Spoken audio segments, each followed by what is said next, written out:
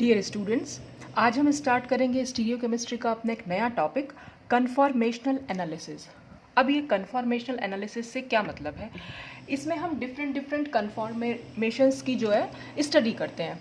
अब ये कन्फॉर्मेशंस होते क्या हैं, तो अगर आपको ध्यान हो, मैंने स्टीरियोकेमिस्ट्री का जो पहला लेक्चर था, ये पहला या दूसरा लेक्चर, उसी में मैंने आपको डिफरेंस बताया था कन्फॉर्मेशंस और कन्फिग्रेशंस में। कन्फॉर्मेशंस वो स्ट्रक्चर्स होते हैं कि अगर हम किसी मॉलिक्यूल में सिंगल बॉन्ड के अराउंड रोटेशन कराएं और हमें डिफरेंट स्ट्रक्चर्स मिले, तब हम उन स्ट्रक्चर्स को बोल देते हैं कन्फॉर्मेशंस। तो इसकी डेफिनेशन में अगर हम जाएं तो द डिफरेंट स्पेशियल अरेंजमेंट्स माने स्पेस में जो अरेंजमेंट्स होते हैं, spatial arrangements of atoms in a molecule which are readily interconvertible by rotation about single bonds are called conformations. यानी सिंगल बॉन्ड के अराउंड रोटेशन कराने से एक फॉर्म से दूसरी फॉर्म मॉलिक्यूल की बनती चली जाती है और ये एक दूसरे में इंटर कन्वर्टिबल होती है। यानी एक फॉर्म को दूसरी फॉर्म में अगर हमें कन्वर्ट करना है तो हम सिर्फ सिंगल बॉन्ड के अराउंड रोटेशन करा देंगे तो हमें एक दूसरी फॉर्म मिल जाती है। जबकि कन्फिग्रेशन में रोटेशन से ऐसा पॉसिबल नहीं होता। कन्फिग्रेशन जैसे हमने पढ़े थे, इनैंशियोमर्स थे, डायस्टीरियोमर्स थे, जहाँ पे बॉन्ड को तोड़ना ज़रूरी होता है, वहाँ पर रोटेशन से मतलब नहीं होता। तो कन्फॉर्मेशंस जहाँ पर हम सिंगल बॉन्ड के अराउंड रोटेशंस करा सकें। और the study of various conformations of a compound and their relative stabilities is called conformational analysis. यानी कन्फॉर्मेशनल एनालिसिस में हम उन कन्फॉर्मेशंस की स्टडी करेंगे और उनकी स्टेबिलिटी की, या दो कन्फॉर्मेशंस हैं या चार कन्फॉर्मेशंस हैं तो कौन सा ज़्यादा स्टेबल है, कौन सा कम स्टेबल है, क्यों ज़्यादा स्टेबल है, क्यों कम स्टेबल है, ये सब कुछ जो हम डिस्कशन करते हैं वो हम करते हैं कन्फॉर्मेशनल एनालिसिस में। तो ये सारी स्टडी जो होगी ये कन्फॉर्मेशनल एनालिसिस कहलाती है। तो इसमें सबसे पहला आता है कन्फॉर्मेशन ऑफ ईथेन। अगर हम ईथेन मॉलिक्यूल की बात करें तो ईथेन का अगर हम कन्फॉर्मेशन देखें कैसे कैसे, तो सबसे पहले तो हमें स्ट्रक्चर उसका हम फॉर्मूला लिख के देख लेते हैं। ईथेन क्या होता है, CH3 सिंगल बॉन्ड CH3, और इसी को अगर हम खोल के लिखेंगे तो हम C से ये 3 H जो है जुड़े हुए हैं और एक कार्बन जुड़ा हुआ है, इस तरह से हम इसको खोलकर लिख सकते हैं। तो आप यहाँ देख रहे हैं 2 कार्बन हैं यहाँ पर प्रेजेंट। ईथेन में 2 कार्बन होते हैं जो सिंगल बॉन्ड से अटैच्ड होते हैं और बस हमें इसी सिंगल बॉन्ड के अराउंड रोटेशन करानी होती है ताकि हमें डिफरेंट कन्फॉर्मेशंस मिल जाएं ईथेन की।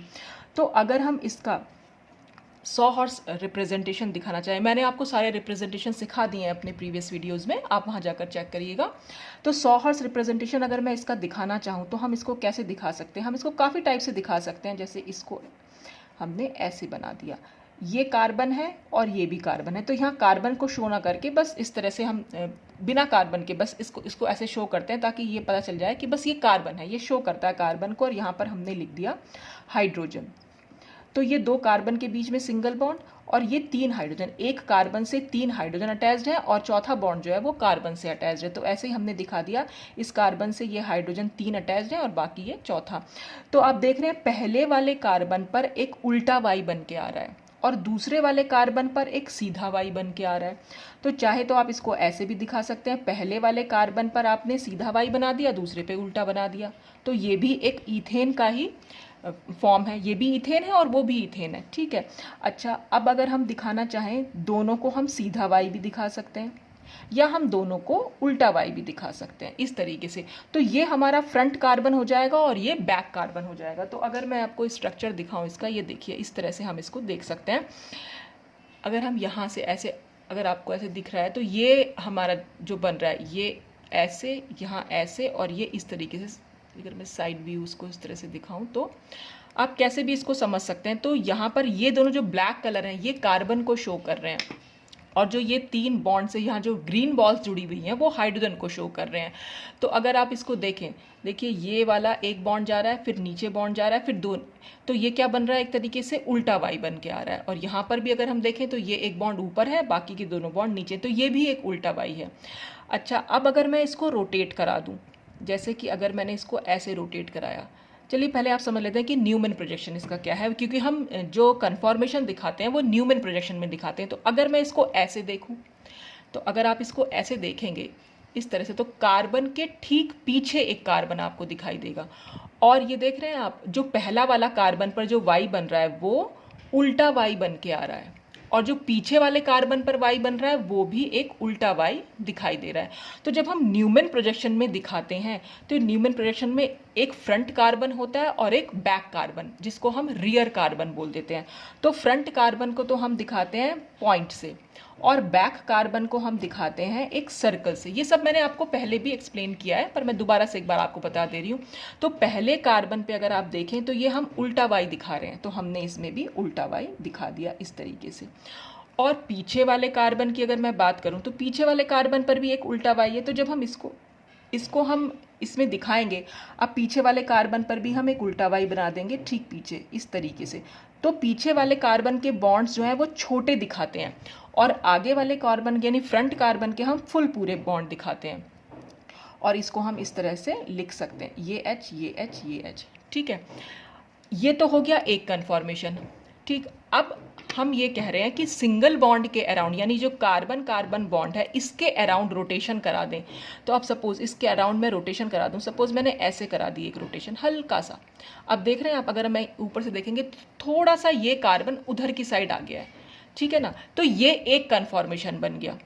फिर मैं इसको थोड़ा सा और घुमाऊं तो अब फिर दूसरा कन्फॉर्मेशन बन गया। फिर मैं थोड़ा सा और घुमाऊं इसको तो फिर ये तीसरा कन्फॉर्मेशन बन गया।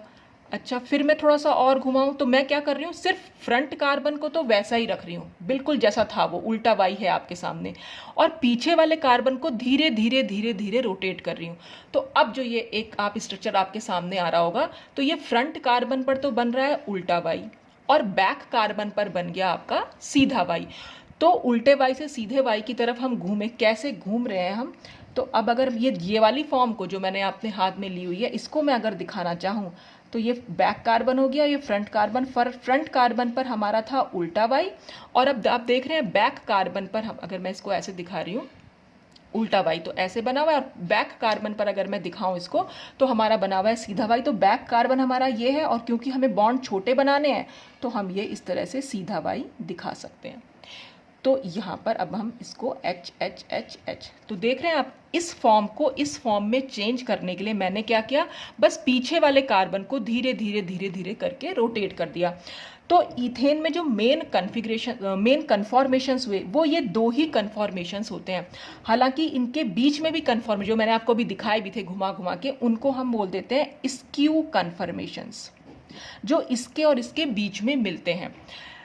जैसे कि जब मैंने दोनों को उल्टा वाई दिखाया था, अभी मैंने आपको दिखाया भी है, जैसे ये दोनों को मैंने एक्लिप्स्ड ये उल्टे वाई बना रखा, फिर मैं धीरे धीरे घुमा रही हूँ, ये घुमाया फिर थोड़ा सा और घुमाया फिर थोड़ा सा और घुमाया फिर थोड़ा और घुमाया। तो इस तरह से जो धीरे धीरे धीरे करके घुमा रहे हैं वो जो रोटेशन हो रही है और जो हमें डिफरेंट डिफरेंट फॉर्म्स मिल रही हैं, तो उनको हम बोल देते हैं वो है स्क्यू कन्फर्मेशन। और जो मेन कन्फर्मेशन है जिसमें दोनों कार्बन पर जो वाई बनेंगे वो उल्टे बनेंगे और एक वाले स्ट्रक्चर में दोनों एक वाई उल्टा बनेगा और दूसरा वाई सीधा बनेगा। तो इस तरह से इथेन के डिफरेंट कन्फॉर्मेशन मिलते हैं, लेकिन जो मेन कन्फॉर्मेशन है जिनको हम एक्सट्रीम कन्फॉर्मेशंस बोल देते हैं वो दो ही कन्फॉर्मेशंस होते हैं। एक को हम बोलते हैं स्टैगर्ड कन्फॉर्मेशन और दूसरे को हम बोलते हैं एक्लिप्स्ड कन्फॉर्मेशन। एक्लिप्स्ड कन्फॉर्मेशन में क्या है, देखिए दोनों वाई जो है वो उल्टे बने हुए हैं, या दोनों वाई को आप सीधा भी बना सकते हैं, मतलब दोनों वाई जो बनेंगे वो बिल्कुल एक जैसे बनेंगे, चाहे वो दोनों सीधे बने चाहे वो दोनों उल्टे बने। तो इसको हम बोलते हैं एक्लिप्स्ड। एक्लिप्स्ड का मतलब ये होता है एक दूसरे को ढकना, जैसे सोलर एक्लिप्स, ल्यूनर एक्लिप्स आपने सुना होगा, सूर्य ग्रहण और चंद्रमा ग्रहण, जिसमें कि पृथ्वी सूरज और चंद्रमा जो है तीनों के तीनों एक ही सीध में आ जाते हैं। तो एक सीध में आ जाना यानी एक दूसरे को ढक लेना।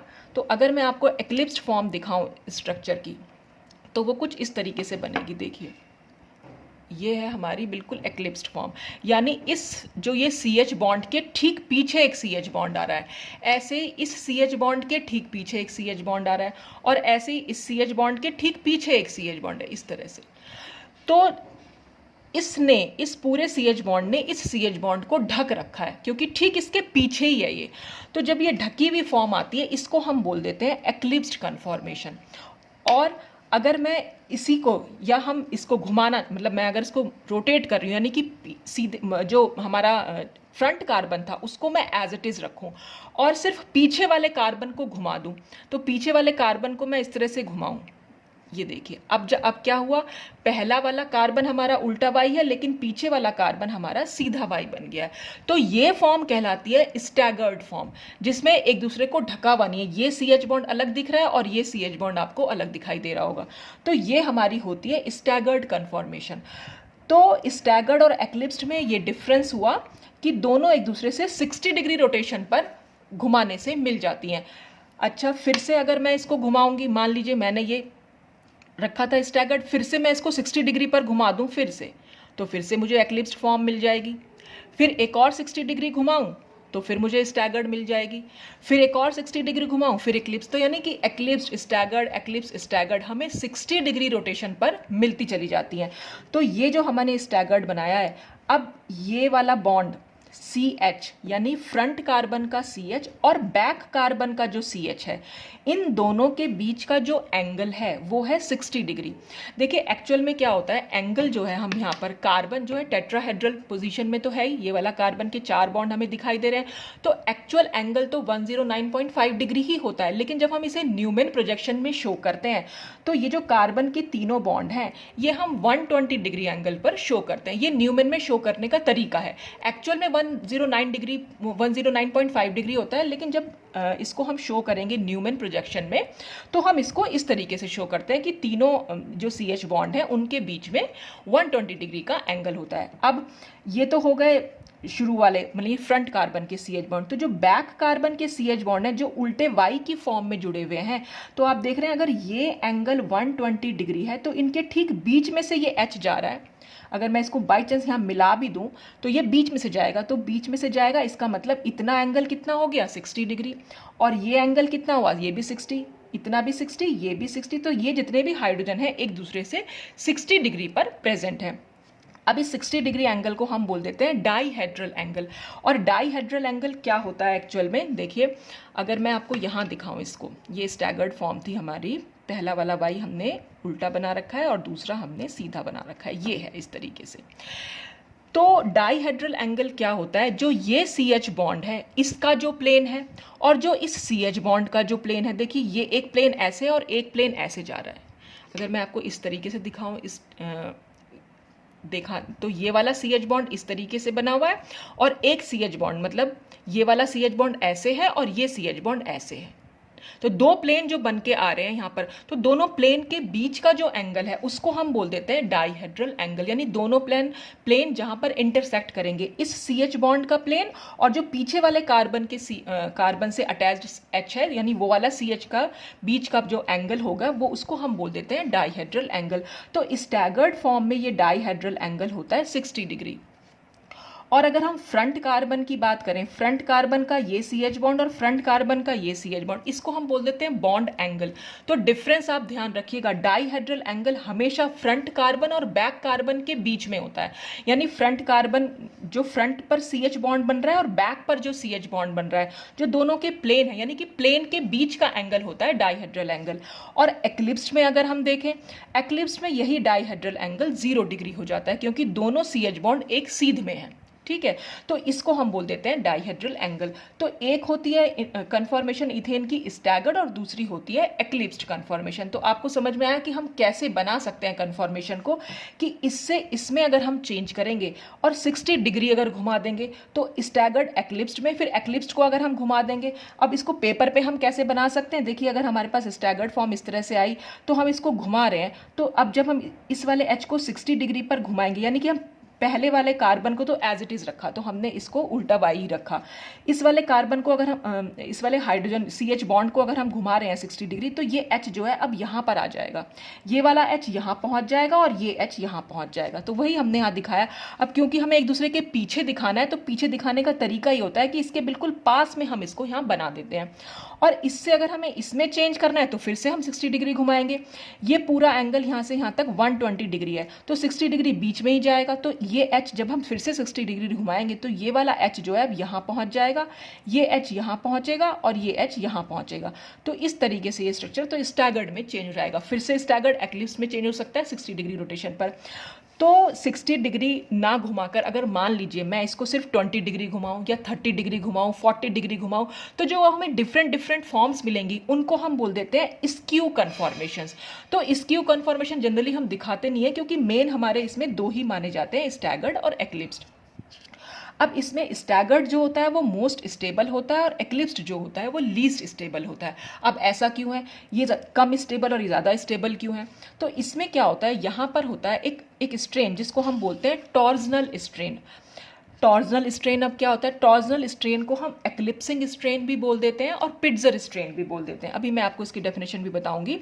होता क्या है एक्चुअल में, अगर हम एक्लिप्स्ड फॉर्म देखें, ये एक्लिप्स्ड फॉर्म है हमारी, तो जो ये CH बॉन्ड है, CH बॉन्ड में बॉन्ड पेयर इलेक्ट्रॉन्स भी होंगे। भाई इस कार्बन और इस हाइड्रोजन के बीच के इलेक्ट्रॉन्स ने तो आपस में शेयरिंग की हुई है, तो जो ये बॉन्ड बना है इसमें बॉन्ड पेयर के इलेक्ट्रॉन्स होंगे और जो नीचे वाला CH बॉन्ड है इसके भी बॉन्ड पेयर के इलेक्ट्रॉन्स होंगे। तो ये इलेक्ट्रॉन्स और इन इलेक्ट्रॉन्स के बीच में रिपल्शन होता है और इस रिपल्शन की वजह से मॉलिक्यूल में एक स्ट्रेन डेवलप हो जाता है और उसी स्ट्रेन को हम बोल देते हैं टॉर्जनल स्ट्रेन। तो यहाँ पर ये भी CH बॉन्ड इसके ठीक पीछे है, ये CH बॉन्ड यहाँ पर है और ये दोनों CH, तो हर CH बॉन्ड एक एक स्ट्रेन जो है डेवलप कर रहा है। तो यहाँ पर क्योंकि टॉर्जनल स्ट्रेन आ जाता है तो इसलिए जहाँ पर जितना ज़्यादा स्ट्रेन होगा, और स्ट्रेन आया कैसे, रिपल्शन की वजह से, तो जहाँ पर भी मॉलिक्यूल में रिपल्शन होता है मॉलिक्यूल की एनर्जी हमेशा बढ़ जाती है, इंक्रीज कर जाती है।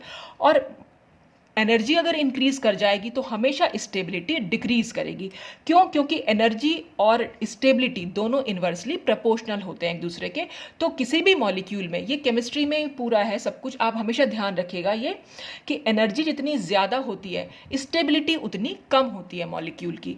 तो यहाँ पर क्योंकि एनर्जी ज़्यादा हो गई है, और क्यों ज़्यादा हो गई है, क्योंकि इस CH बॉन्ड के ठीक पीछे जो CH बॉन्ड है दोनों के बॉन्ड पेयर इलेक्ट्रॉन्स एक दूसरे को रिपेल करते हैं और इसी वजह से वो स्ट्रेन डेवलप होता है जिसे हम टॉर्जनल स्ट्रेन कह देते हैं। तो ये टॉर्जनल स्ट्रेन को हम पिट्जर स्ट्रेन या एक्लिप्सिंग स्ट्रेन भी बोलते हैं क्योंकि दोनों CH बॉन्ड ने एक दूसरे को एक्लिप्स किया हुआ है, ढका हुआ है।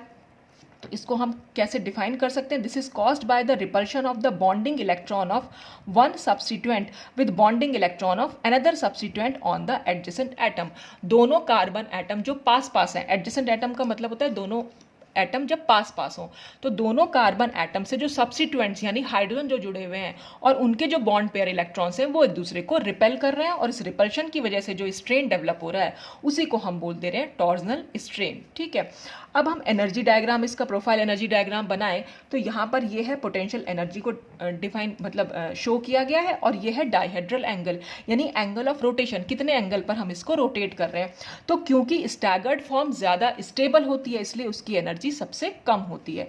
तो ये सबसे कम हम यहाँ पर भी इसको दिखा सकते हैं। ये सारी जो ऊपर की साइड जो भी फॉर्म्स दिखा मतलब ऊपर जो एनर्जी पहुंची है वो सारी की सारी एक्लिप्स्ड फॉर्म को शो कर रही है और जो नीचे पहुंची है वो सारी की सारी स्टैगर्ड फॉर्म को रिप्रेजेंट कर रही है। तो नीचे वाली फॉर्म सारी स्टैगर्ड होती हैं और स्टैगर्ड से अगर हमें एक्लिप्स्ड फॉर्म में जाना है तो स्टैगर्ड फॉर्म को जब हम 3 किलो कैलोरी एनर्जी दे देंगे तो वो एक्लिप्स्ड फॉर्म में चेंज हो जाएगी। जो एनर्जी डिफरेंस है वो 3 किलो कैलोरी है या इसको 12.5 जूल किलो जूल करके करीब होती है ये। तो इस तरह से भी हम इसको शो कर सकते हैं। तो एनर्जी दे दी इसका मतलब एनर्जी बढ़ गई मॉलिक्यूल की और मॉलिक्यूल की एनर्जी बढ़ेगी तो स्टेबिलिटी कम हो जाएगी। तो ये इसलिए इंक्रीज्ड एनर्जी जो दिखा रखी है वो सारी एक्लिप्स्ड एनर्जी एक्लिप्स्ड की एनर्जी है, जितनी भी ये डिक्रीज्ड एनर्जी है वो सब स्टैगर्ड की है। तो यहाँ पर एक्चुअल में शो क्या किया गया कि जीरो जब डाइहेड्रल एंगल दोनों के बीच में जीरो है, जैसे मैंने यहाँ पर शो किया था कि दोनों CH बॉन्ड के बीच में जब ये डाइहेड्रल एंगल जीरो है तो एक्लिप्स्ड फॉर्म बनी। एक्लिप्स्ड को हमने 60 डिग्री पर रोटेट किया तो हमें स्टैगर्ड मिली।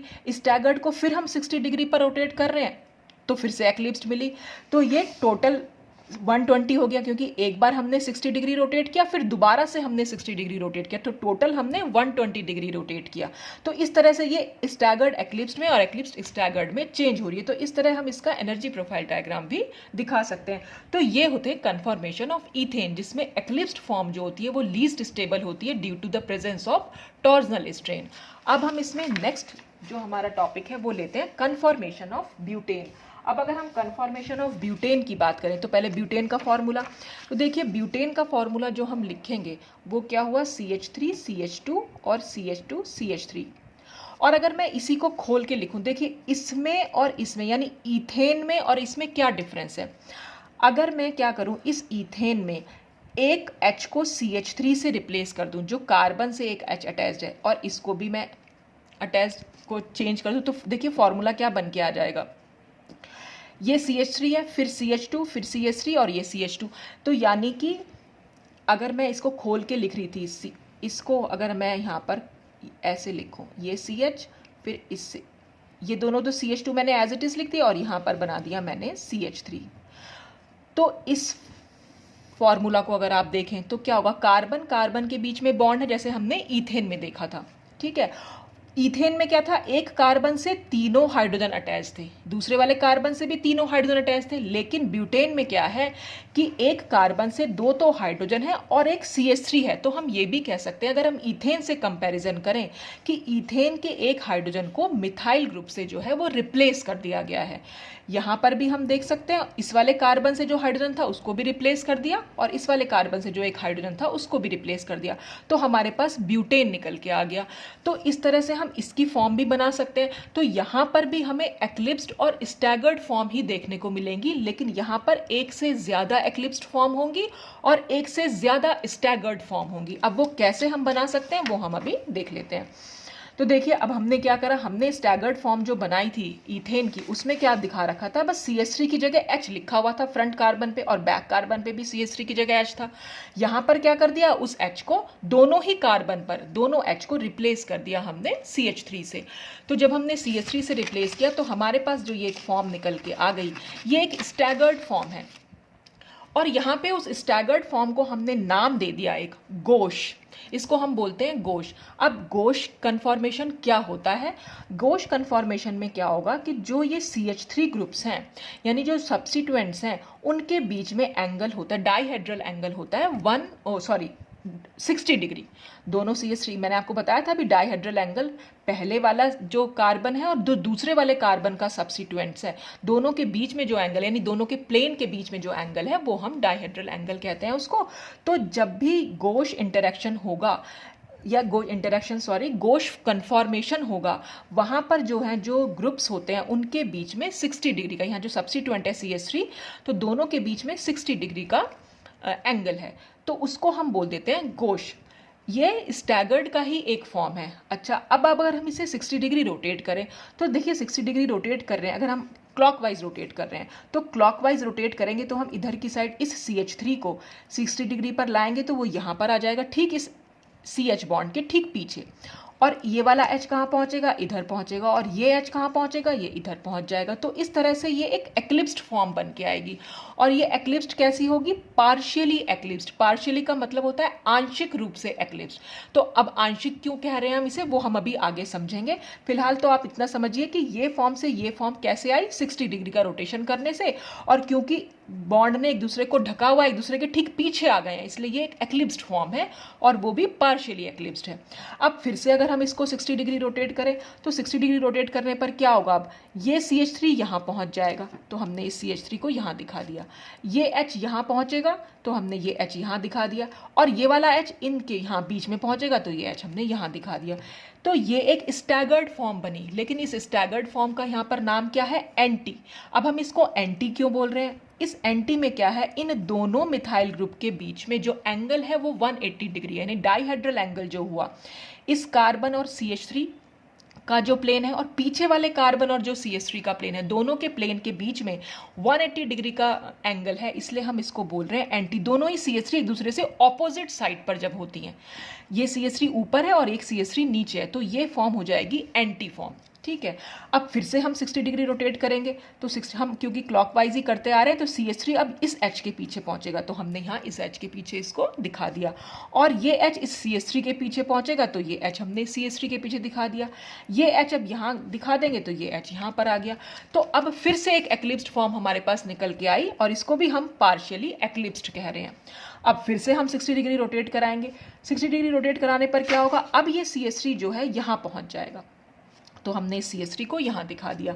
फिर ये H यहाँ पहुँचेगा, तो हमने ये H यहाँ दिखाया, और ये H यहाँ पहुँच जाएगा, तो इस H को हमने यहाँ दिखा दिया। तो फिर से आप देख रहे हैं, एक जो सब्स्टिट्यूएंट है और जो दूसरा सब्स्टिट्यूएंट है, दोनों के बीच में फिर से 60 डिग्री का एंगल है, तो इसलिए फिर से ये गोश फॉर्म निकल गया। स्टैगर्ड तो है ही, लेकिन कौन सी स्टैगर्ड है, गोश फॉर्म है। फिर से हम इसको 60 डिग्री रोटेट करेंगे। अब 60 डिग्री रोटेट करने पर क्या होगा, ये CH3 जो है ठीक इस CH3 के पीछे आ जाएगा, ये H इसके ठीक पीछे आ जाएगा और ये वाला H इसके ठीक पीछे आ जाएगा। तो ये हमने यहाँ पर देख, और इसको हम कह रहे हैं फुल्ली एक्लिप्स्ड।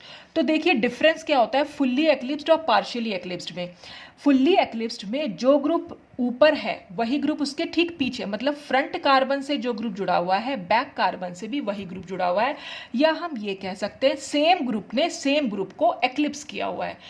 यहाँ पर भी सेम ग्रुप है, ये भी सेम ग्रुप है, ये भी सेम ग्रुप है, ये भी सेम ग्रुप है। तो क्योंकि सेम ग्रुप के नीचे ठीक नीचे सेम ग्रुप आ रहे हैं इसलिए ये फुल्ली एक्लिप्स्ड है। यहाँ पर एक्लिप्स्ड तो है लेकिन सेम ग्रुप के ठीक पीछे सेम ग्रुप नहीं है, इसलिए हम इसको पार्शियली एक्लिप्स्ड बोल रहे हैं। तो इसलिए हम कह सकते हैं ये आंशिक रूप से एक्लिप्स्ड है। तो अब हम फिर से इसको अगर हम 60 डिग्री घुमाएं तो क्या हो जाएगा, ये CH3 अब यहाँ आ जाएगा, तो वापस से हमें यही फॉर्म मिल जाएगी। ये H यहाँ आ जाएगा तो ये H यहाँ दिखा रखा है, ये H यहाँ तो ये H यहाँ। तो ये हम 60 डिग्री का रोटेशन तब तक दिखाते चले जाते हैं जब तक कि जिस फॉर्म से हमने स्टार्ट किया था वो फॉर्म हमें वापस ना मिल जाए। तो इस तरह से यहाँ पर ब्यूटेन के जो हैं 6 कन्फॉर्मेशन पॉसिबल हैं, क्योंकि 7th नंबर तो हमारा वापस से यही मिल जाएगा हमें। तो आप किसी भी कन्फॉर्म, जरूरी नहीं कि आप गोश से स्टार्ट करें, आप कोई भी एक फॉर्म उठा लीजिए, किसी से भी स्टार्ट कर लीजिए, पर वापस आपको उसी फॉर्म पर आना। चाहे आपने पार्शियली एक्लिप्स से अगर स्टार्ट किया है तो पार्शियली एक्लिप्स्ड को फिर हम घुमाएंगे तो एंटी मिलेगी, एंटी को पार्शियली एक्लिप्स्ड फिर मिलेगा, यहाँ से फिर गोश मिलेगी, फिर फुल्ली एक्लिप्स्ड, फिर गोश मिलेगी और गोश से फिर पार्शियली एक्लिप्स्ड। तो बनेंगे आपके 6 कन्फॉर्मेशंस, या आप कहीं से भी अगर आप इसको स्टार्ट करेंगे। अब हम इसमें ये देखेंगे कि इनमें से ज़्यादा स्टेबल फॉर्म तो कौन सी है। तो ये तो हमने देखा है कि स्टैगर्ड फॉर्म जो होती है वो एक्लिप्स्ड फॉर्म से ज़्यादा स्टेबल होती है, लेकिन यहाँ पर क्योंकि 2 ही स्टैगर्ड फॉर्म है और 2 ही एक्लिप्स्ड फॉर्म है, तो अब हमें इनमें भी डिफरेंस देखना होगा कि कौन सी ज़्यादा स्टेबल है। तो अगर हम इनमें रिलेटिव स्टेबिलिटी की बात करें तो सबसे ज़्यादा स्टेबल होती है एंटी। अगर हम स्टैगर्ड की बात करें, देखिए ये दोनों फॉर्म्स जो हैं हमारी स्टैगर्ड हैं, ठीक है, और स्टैगर्ड ज़्यादा स्टेबल है, ये दोनों हमारी एक्लिप्स्ड फॉर्म है। अब स्टैगर्ड में भी एंटी क्यों ज़्यादा स्टेबल है तो वो हम यहाँ पर देखते हैं। देखिए यहाँ पर क्या है, यहाँ पर एक स्टेरिक स्ट्रेन है। अब ये स्टेरिक स्ट्रेन क्या होता है, स्टेरिक स्ट्रेन आता है जब कोई सब्स्टिट्यूएंट्स ऐसे हों जो बल्की हों। बल्की का मतलब होता है जो साइज में लार्ज हों, बड़े ग्रुप्स हों। जब ये बड़े ग्रुप्स होते हैं तो इन बड़े ग्रुप्स के इलेक्ट्रॉन्स जो होंगे वो एक दूसरे को रिपेल करते हैं। तो यहाँ पर रिपल्शन बहुत ज़्यादा है। क्यों ज़्यादा है, क्योंकि डाईहेड्रल एंगल बहुत कम है। जहाँ भी डाईहेड्रल एंगल कम होगा हमेशा रिपल्शन वहाँ पर ज़्यादा होगा, या हम ये भी कह सकते हैं डाईहेड्रल एंगल जितना कम होगा स्ट्रेन उतना ज़्यादा होगा, चाहे वो एक्लिप्सिंग स्ट्रेन हो और चाहे वो स्टेरिक स्ट्रेन हो। तो यहाँ पर क्या है, क्योंकि ये दोनों बिल्कुल थोड़ा सा पास में है, बल्कि ग्रुप की वजह से, अगर बल्कि ग्रुप पास में होते हैं तो क्या होता है उनके इलेक्ट्रॉन्स एक दूसरे को रिपेल करते हैं। और बल्कि ग्रुप का मतलब मैंने बताया जब ग्रुप लार्ज हो, साइज में जब लार्ज हो। पहले जब हाइड्रोजन थे, जैसे हाइड्रोजन है, तो यहाँ पर कोई इतना रिपल्शन नहीं, क्योंकि हाइड्रोजन साइज में बहुत छोटा है, इसलिए ऐसा कोई जो स्टेरिक स्ट्रेन है वो हमें ईथेन में देखने को नहीं मिला। तो ईथेन में ऐसा कोई स्टेरिक स्ट्रेन नहीं होता, क्योंकि वहाँ पर हाइड्रोजन जो है काफ़ी स्मॉल है साइज में, लेकिन ये CH3 जो है लार्ज है साइज में, तो इलेक्ट्रॉन में रिपल्शन होता है, इसलिए यहाँ गोश फॉर्म में हमें जो है स्टेरिक स्ट्रेन देखने को मिलेगा। और स्ट्रेन क्यों आया, क्योंकि इलेक्ट्रॉन में रिपल्शन हुआ, और रिपल्शन की वजह से इस कन्फॉर्मेशन की एनर्जी जो है वो इंक्रीज कर जाती है, और इंक्रीज कर गई, रिपल्शन हुआ तो एनर्जी जितनी ज़्यादा इंक्रीज करेगी स्टेबिलिटी उतनी कम हो जाएगी। और एंटी फॉर्म में क्योंकि दोनों एक दूसरे से 180 डिग्री पर प्रेजेंट है तो यहाँ पर रिपल्शन नहीं होता, इतना जितना यहाँ पर है उतना रिपल्शन यहाँ पर देखने को नहीं मिलेगा, इसलिए ये ज़्यादा स्टेबल होती है गोश फॉर्म के कंपैरिजन में। तो ये तो हुई एंटी और गोश में स्टेबिलिटी। और ये जो गोश बनी 1st और 5th फॉर्म जो बनी थी हमारी, ये दोनों सेम स्टेबिलिटी की हैं, चाहे आप ये देख लो चाहे आप ये देख लो, ये दोनों की सेम स्टेबिलिटी होगी। और जो पार्शियली एक्लिप्स्ड होंगे उनकी भी सेम होगी, लेकिन फुल्ली एक्लिप्स्ड जो होता है उसकी स्टेबिलिटी जो है सबसे कम होती है। अब क्यों, पार्शियली एक्लिप्स्ड के कंपैरिजन में फुल्ली एक्लिप्स्ड की क्यों होगी। अब देखिए यहाँ पर क्या है, यहाँ पर एक्लिप्सिंग में मैंने आपको बताया था एक तो टॉर्जनल स्ट्रेन होगा ही होगा। टॉर्जनल स्ट्रेन क्या, जो मैंने इथेन में आपको एक्सप्लेन किया था कि जो ये वाले इलेक्ट्रॉन्स हैं, इस वाले बॉन्ड के इलेक्ट्रॉन्स और जो पीछे वाले बॉन्ड के इलेक्ट्रॉन्स हैं वो एक दूसरे को रिपेल करेंगे। तो एक्लिप्सिंग स्ट्रेन तो दोनों में ही देखने को मिलेगा, चाहे वो पार्शियली एक्लिप्स्ड हो चाहे वो फुल्ली एक्लिप्स्ड हो। और दूसरा स्ट्रेन यहाँ पर स्टेरिक स्ट्रेन भी है। स्टेरिक स्ट्रेन भी आपको दोनों में ही देखने को मिलेगा, लेकिन फुल्ली एक्लिप्स्ड में स्टेरिक स्ट्रेन जो है वो ज़्यादा है। क्यों ज़्यादा है? क्योंकि जो दोनों बल्की ग्रुप्स हैं वो एक दूसरे के ठीक पीछे हैं। बल्की ग्रुप्स, ये भी बल्की है और ये भी बल्की है, जबकि यहाँ पर ये बल्की ग्रुप है लेकिन ये इतना बल्की नहीं है। तो यहाँ पर रिपल्शन इसके कंपैरिजन में यहाँ रिपल्शन थोड़ा सा कम हो जाएगा। तो थोड़ा सा कम हो जाएगा तो एनर्जी थोड़ी सी इसके कंपैरिजन में कम हो जाएगी, इसलिए स्टेबिलिटी थोड़ी सी इसकी बढ़ जाती है। तो यहाँ पर टॉर्जनल स्ट्रेन और स्टेरिक स्ट्रेन दोनों में ही है, तो दोनों ही फॉर्म इसीलिए स्टैगर्ड के कंपैरिजन में दोनों ही फॉर्म लेस स्टेबल हैं। लेकिन अगर हम इन दोनों में कंपैरिजन करेंगे या इन दोनों में कंपैरिजन करेंगे तो इसमें स्टेरिक स्ट्रेन जो है वो ज़्यादा देखने को मिलता है, क्योंकि दोनों बल्की ग्रुप्स ठीक एक दूसरे के पीछे आ रहे हैं, तो इसलिए दोनों के इलेक्ट्रॉन्स एक दूसरे को ज़्यादा रिपेल करते हैं। यहाँ पर बल्की ग्रुप है पहला वाला, लेकिन पीछे वाला बल्की ग्रुप इतना नहीं है, तो यहाँ पर रिपल्शन कम है और यहाँ पर रिपल्शन ज़्यादा है। इसलिए जब फुल्ली एक्लिप्स्ड होती है वो हमारी लेस स्टेबल मानी जाती है। और अगर हम इसका एनर्जी प्रोफाइल डायग्राम देखें तो एनर्जी प्रोफाइल डायग्राम में हमने क्या करा, गोश से स्टार्ट किया था।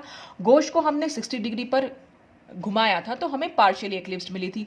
फिर हमने 60 डिग्री पर घुमाया तो कुल मिलाकर हमने 120 घुमाया तो 120 पर हमें मिली एंटी। फिर हमने 60 डिग्री घुमाया तो 120 में अगर हम 60 ऐड करेंगे तो 180 मिल जाएगी, तो 180 पर हमें मिल गया था ये फोर्थ, ये भी पार्शियली एक्लिप्स्ड थी। फिर हमने इसको फिर 60 डिग्री घुमाया, यानी 180 में फिर से हम 60 ऐड करेंगे तो 240 डिग्री आएगा। फिर 240 डिग्री में 60 ऐड करेंगे तो 300 और 300 में फिर 360, तो 360 पर घुमाने पर तो हमें वापस से फर्स्ट फॉर्म जहां से हमने स्टार्ट किया था वही फॉर्म हमें वापस मिल जाएगी। तो इस तरह से एनर्जी जो है अगर हम देखें, सबसे कम एनर्जी जो है यहाँ पर एंटी फॉर्म की है और दोनों गोश फॉर्म की एनर्जी हमारी सेम आ रही है। और जो पार्शियली एक्लिप्स्ड है उनकी सेम है, लेकिन जो फुल्ली एक्लिप्स्ड है उसकी एनर्जी थोड़ी सी हमने ज़्यादा शो करी है। तो इस तरह से हम ये एनर्जी प्रोफाइल डायग्राम के थ्रू भी बता सकते हैं कि एनर्जी किसकी कम और किसकी ज़्यादा है, और इसी एनर्जी के बेसिस पर हम इनकी रिलेटिव स्टेबिलिटी को दिखा सकते हैं। तो ये पूरी कन्फॉर्मेशनल एनालिसिस थी ईथेन की और ब्यूटेन की। तो आज के लिए बस इतना ही, बाकी हम नेक्स्ट वीडियो में एक्सप्लेन करेंगे कन्फॉर्मेशन ऑफ साइक्लोएल्केन्स के बारे में बात करेंगे। तो थैंक्स फॉर वॉचिंग।